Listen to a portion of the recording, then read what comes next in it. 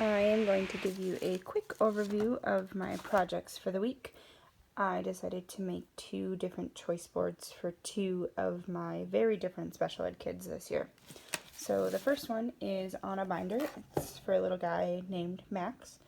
He has low function in one of his arms and also has a really hard time choosing between tasks in the classroom.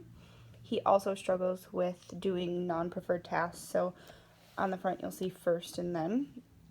So I can use this as a choice board, taking those away and just using it as 2 choices, or I can do first do this, then do this. So inside there are a ton of choices. As you can see, they're all actual pictures that I took in my classroom of different centers. So one way I could use it if I'm working on, let's say, fine motor skills, I could say, Max, do you want to draw at the easel or do you want to draw at the writing table? That would give him a choice of 2 different places to go, but not being overwhelming to choose between all of these, let's say. The way I use it as a first then would be first put your backpack in your locker, next go to the bathroom. Or first put your backpack in your locker, then go to the bathroom. He is very stubborn sometimes about doing things he doesn't like. So that's kind of where that comes into play. So you could say first do your artwork, then you can play at blocks. So there's a lot of ways to use this one for Max.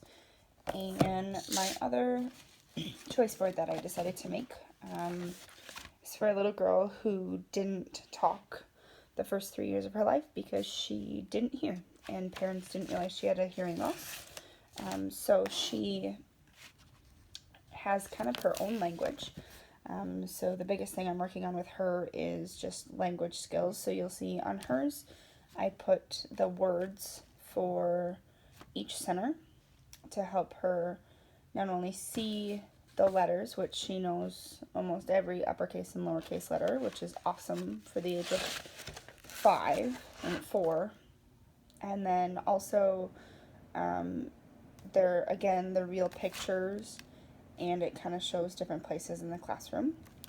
One thing I know with her, she loves the Play-Doh table, and sometimes in my sensory table I put things that she can't be around because she mouths some toys. So if she's picking a center and I don't want her to go to Play-Doh, I can easily take this one off, and I can easily take away the sensory.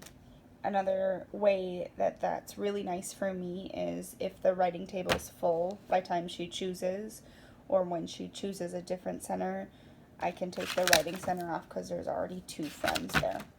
So with these ones, it's really helping her not only use more vocabulary, but to also kind of limit her choices. If Play-Doh's not a choice, it's not necessarily me saying no to her, but it just not being a choice overall for her to pick. And then hers is 2-sided, so there are different things. So sensory table, art. And again, if I want to use it similar to Max's, I could say I could just take them off and do a first then. So first go to Legos, then you can go to the sensory table and kind of do it that way.